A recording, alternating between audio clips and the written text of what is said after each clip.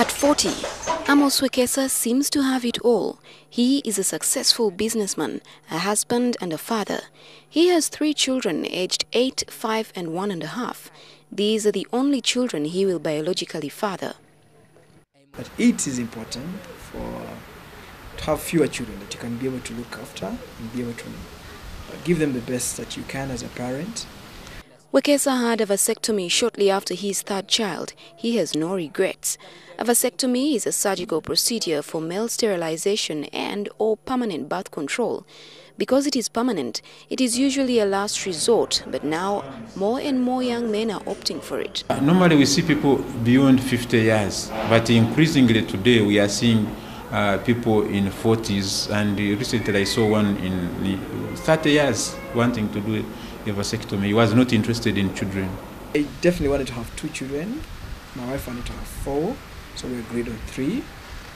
And when my wife finished giving birth to the 3rd, the debate was who was going to be, go through the challenge. Vasectomy is considered safer than the equivalent operation for a woman, a tubal ligation. While a vasectomy is considered minor surgery, tubal ligation is considered major surgery, requiring the patient to undergo general anesthesia. And so, Wekesa stepped up for his wife. Well, when they told me the challenges that women go through, especially after they've given birth, if it's done after, it would have been a challenge for her. So I thought, okay, it's good for me to go in, because I have a disciplined mind as a person. So okay, let me go there and chop myself, as I always call it. Many men always think that it should be a woman's thing to do contraception, but many times today we want the men to do the contraception, because sometimes a woman may be involved in contraception while a man strays out. For some men, the vasectomy option comes in because they have had as many children as they wanted. For others, it is for economic reasons.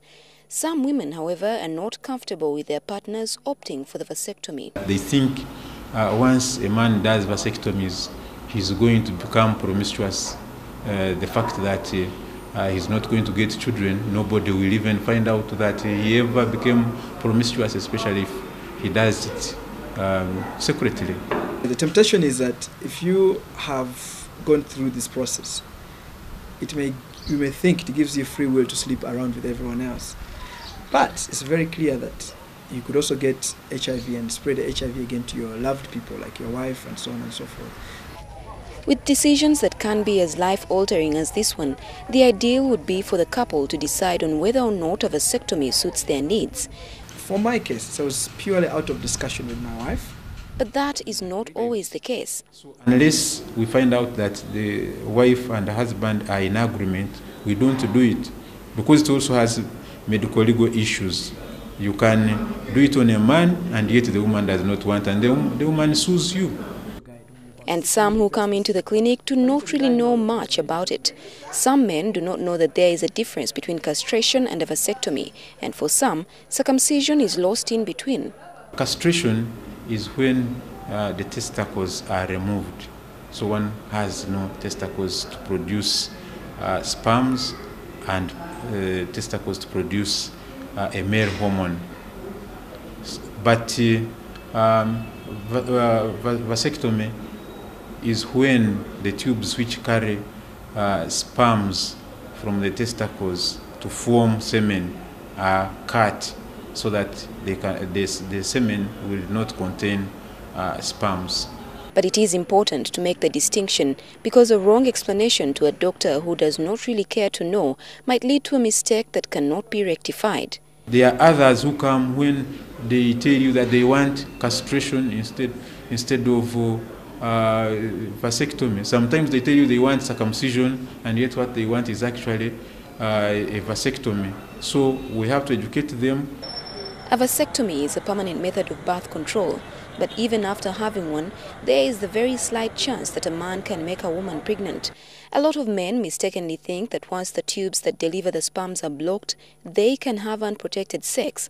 In fact, many viable sperm remain in the system after the operation. It can take up to 12 weeks or longer to eliminate all those sperm. one can use the issue of 22 ejaculations. The 22 ejaculations completely eliminate the sperms, and in some specialized areas where semen analysis can be done, at least 2 samples of semen analysis or 3 to indicate that there are no sperms have to be done. Dr. Karhanga says vasectomies are safe and efficient. Some men fear that having a vasectomy will reduce their levels of testosterone and lower their sex drive, but that is a falsehood. It is also not true that one can get prostate cancer because of having a vasectomy.